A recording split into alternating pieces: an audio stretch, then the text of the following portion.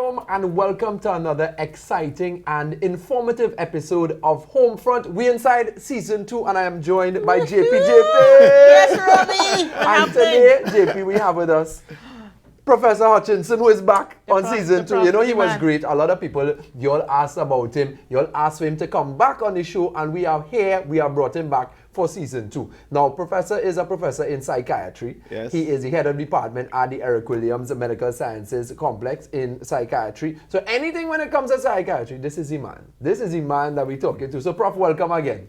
Thank you. Nice All to right. be here. Okay, Prof. Great to have you. And we are now, I thought by the time we had season 2, we would have been talking about something different, JP. I was hoping to carnival. Something. Yeah, I thought this would have been a carnival show, but no, we are here. We are almost 20 months? Yeah. We're almost 2 years into this pandemic, and like ain't letting up anytime soon, right?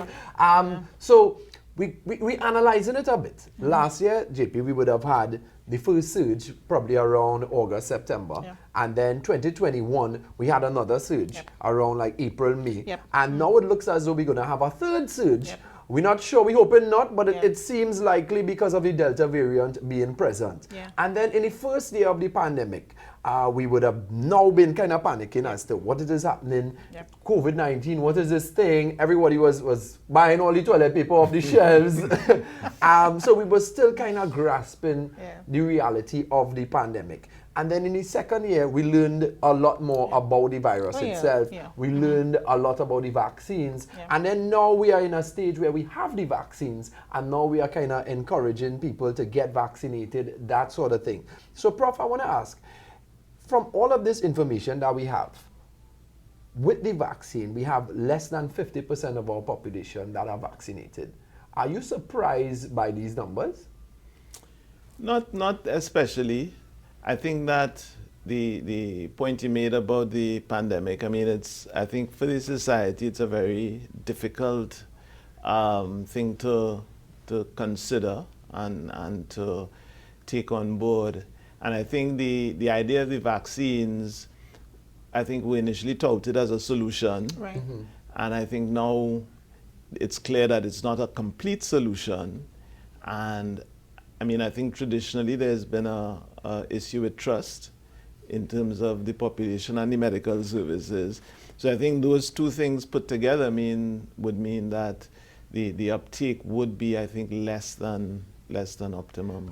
You mentioned the word trust, and I was telling JP before we started that I had a friend, and she was very, very hesitant about the vaccine, and she was mentioning that I asked her, I was like, why you didn't want to take it? And she said that she didn't trust the information. And I was like, okay, but wouldn't you be the same person that when you're sick, you would go to a doctor? And if you're sick and you go to a doctor and a doctor recommends these certain medications for you, wouldn't you usually trust that medication that the doctor would give you to get better? And she was like, yes. I was like, so why when the doctor comes now and recommends that you take a vaccine, that you don't trust the doctor's recommendation now? So is the it same person who go to the hospitals also when they're sick with COVID to get the same treatment for COVID? So why now? Yeah, I agree. Well, I mean, I think there's hesitancy about those things too. And I think the other factor that complicates the situation is the internet and social media. So whereas before you would go to a doctor and accept what he or she said, now you're going to check it on Google yourself.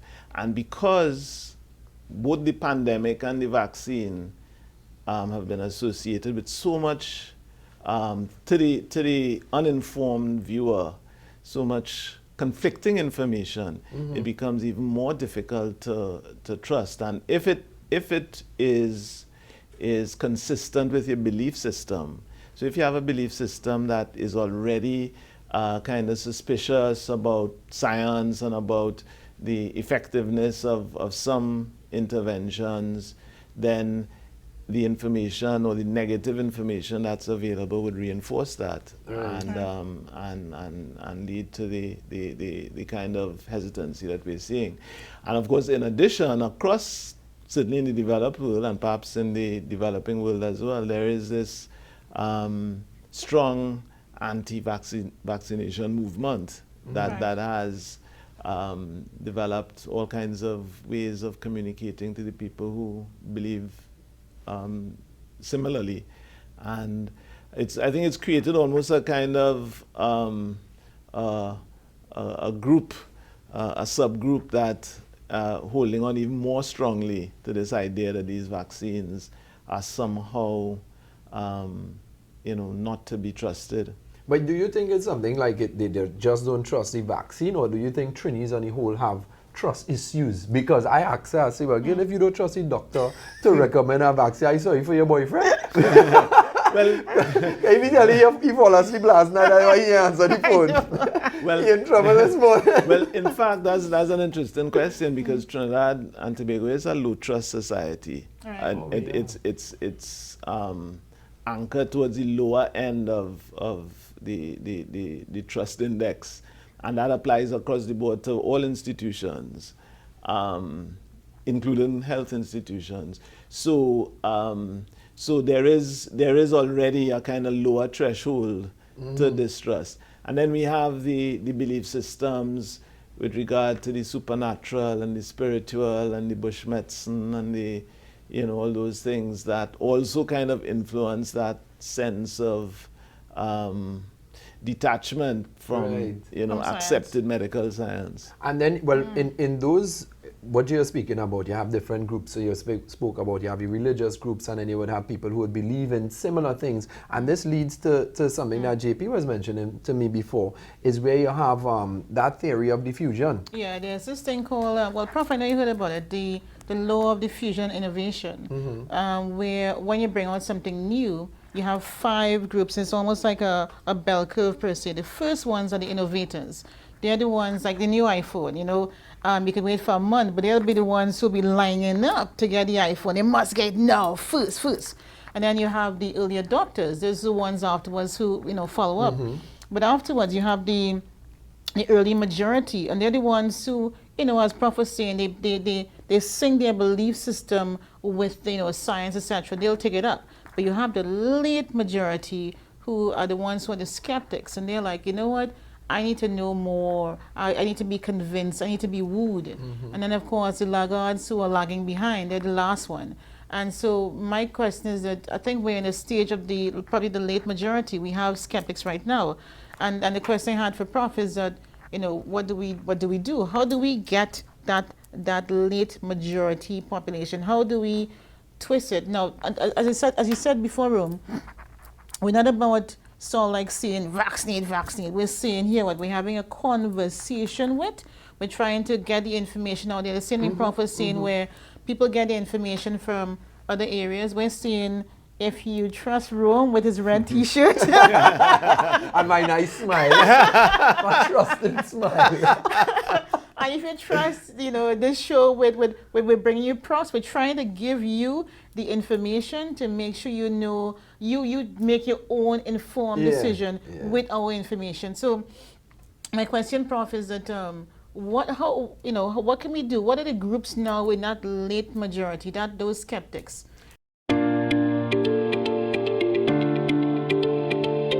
Since the pandemic began in March 2020, we have been taking cover and protecting ourselves using the regular and established protocols: washing hands, wearing masks, watching distance. We now have a grand opportunity to push back at the enemy through the use of vaccines. Vaccines will give us hope for reducing fear, anxiety, and resistance. They will allow us to assist the poor, the needy, and those who are vulnerable.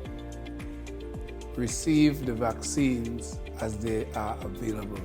We are longing to return to worship, to pray, to sing, to give God thanks in a safe environment, and vaccines will allow that. I am fully vaccinated, and that allows me an extra layer of protection and confidence to do my work. I appeal to you. Receive the vaccines as they become available. Consider and respond positively. we must move on to normalcy. Let's do our part. Let's vaccinate TNT.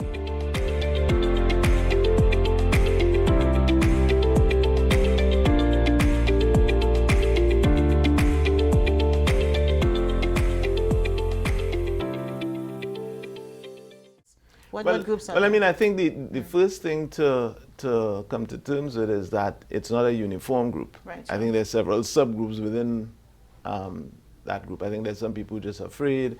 There's some people, as you say, who need more information. There's some people who, because of religious reasons, don't want to take it. There's some people who disbelieve the science. There's some people who don't believe COVID exists. You know, so it's a wide range of groups. So I think that it certainly won't be a one-size-fits-all kind of strategy. But I think the overarching thing, and I think this is perhaps one of the issues that has emerged, is that I think a softer touch is likely to be more effective. I think the way it was put across, it sounded kind of coercive. It sounded kind of, you know, if you don't do this, you know, we are against you, we don't want you, you know, there's something wrong with you. And that kind of approach tends to make people feel even more defensive and more convinced that they're doing the right thing. Right. Particularly in the sense that, you know, the idea that the multitude might be going down the wrong road and I am, you know, holding up for, you know, what is true and what is righteous and all those things. So I think we have to be less coercive, more supportive, more understanding, more empathetic, and kind of encourage them from a more, I think, a perspective that suggests that this is really for the greater good. Right. You know, rather than a kind of, you know, you're trying to save yourself. So you're saying it's almost like, going back to the first thing, Prof, you were saying that it's almost like the algorithm we speak about in social media, where once you believe this, then you get reinforced with that belief system all the time. So you're seeing that in our society, we have all these groups who are being reinforced with their information all the time, and they just having separate thoughts about it. So we don't have that cohesiveness of thought. It's just very separate groups. Yes, definitely. And then there's the political divide as well. And I think that that political divide means that the government, being the agency that's pushing it, the people who are anti-government, will be a little ambivalent. Sure. So that's another dimension to it. So I think there are a lot of factors that have to be addressed in terms of reining people into and this. as Prof says that, when I come back, because we're going to head across to the mindfulness minute, is that I have a whole other theory that I want Prof to be able to analyze for us. So breathe in, breathe out the negativity. We're heading to our mindfulness minute.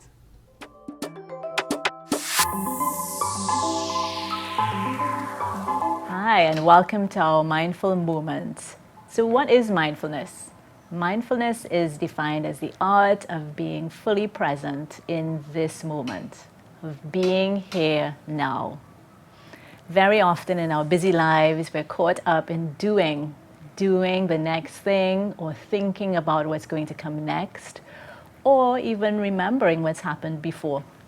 And we forget to be fully present in this moment where life happens. So over the next few moments, we're going to be practicing the art of just slowing things down and being fully present.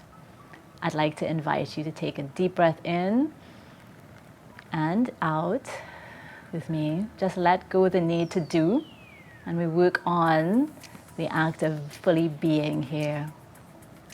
And to end our practice today, I'd like to invite you to take 2 deep breaths in and out. So we breathe in and out. Good. And one more time, in and out. Just be aware of the sensations around you and just be here now.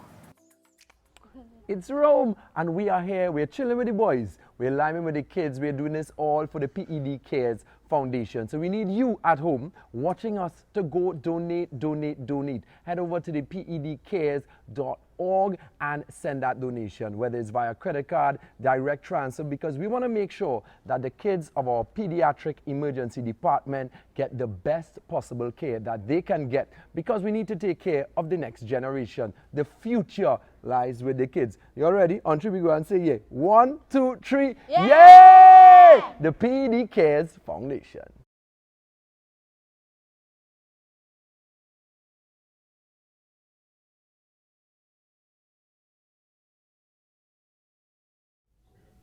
So you can see that we are all a lot more relaxed, and we hope that you at home listening to us, looking at us right now on home front, feeling a bit calmer as we came back from our mindfulness moment. All right, so JP, we were talking about the theory, theory, right? Yes. So here's the theory, right, Prof? The theory is that some people are saying that they feel as though if they weren't being forced to take this vaccine, they would have quicker take it. Because some people are saying, well, you're telling me I have to take the vaccine? Well, there's no self, I ain't taking this vaccine. And you mentioned a softer touch. Yeah, you mentioned that, Prof. So just to challenge you a little bit, you know, that's what the show is all about. I know, I actually agree with that. I'm real spoiled child. If you tell me to do A, I will just do B, because I'm like, you can't tell me that, right? But if you, as a healthcare team, as a nation, the entire government, if they were faced with people dying, you know, you have the national perspective, and you have the, you want to do the soft touch, but you want to also get the population to get into it as soon as possible. How do you marry that, though? How do you marry that soft and hard? You know, what can we do? Well, I mean, I think the thing about the forcing is that it reinforces the idea that there is an agenda. You know, why are you being so insistent that I have to do this? So I think that is one of the reasons that I think people kind of pull back from it. But I think in terms of how do you do it, I think there are a combination of ways. I think we have to emphasize a kind of more psychosocial approach. So it's not just a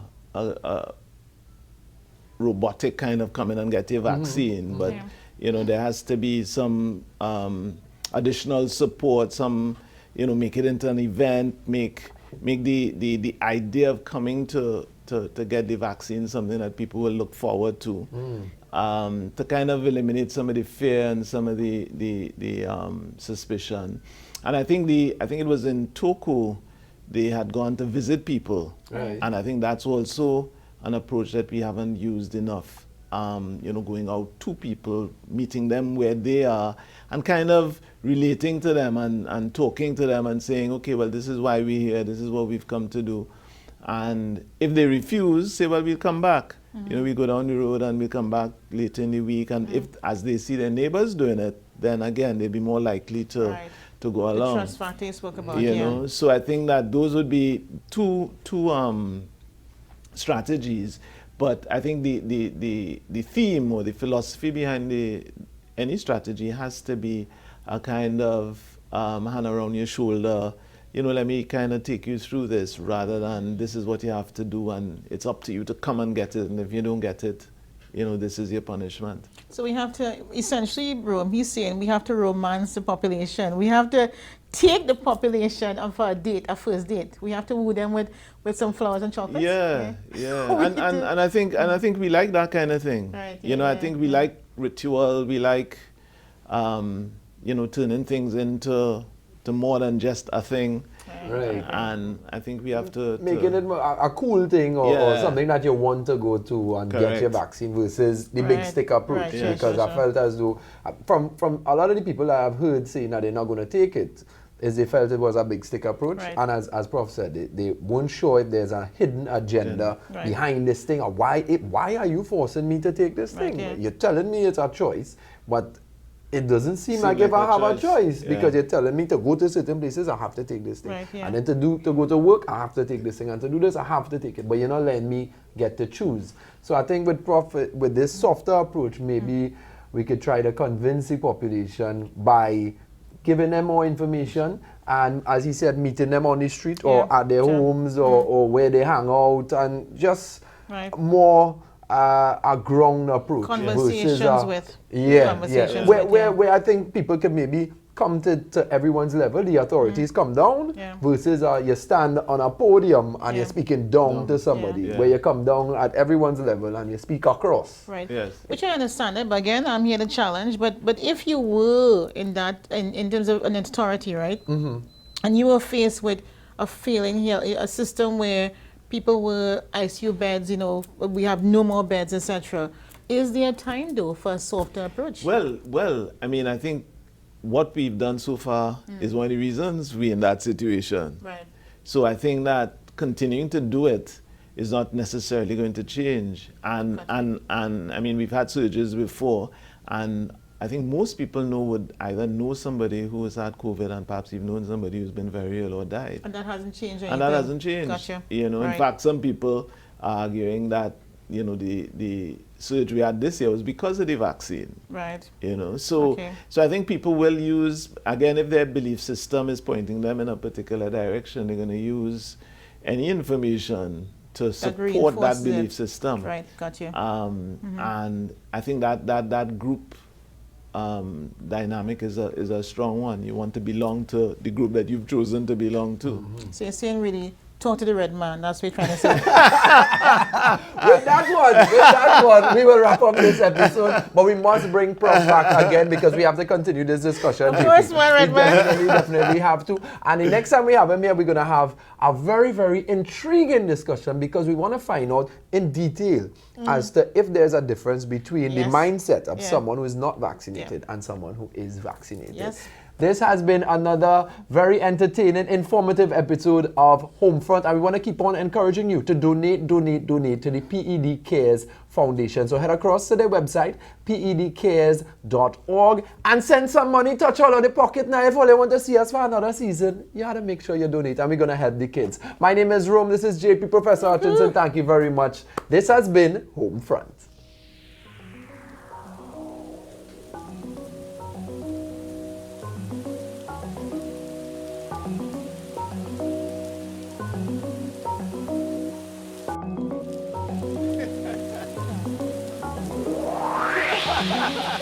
Yeah, you want to answer me, I want to hear your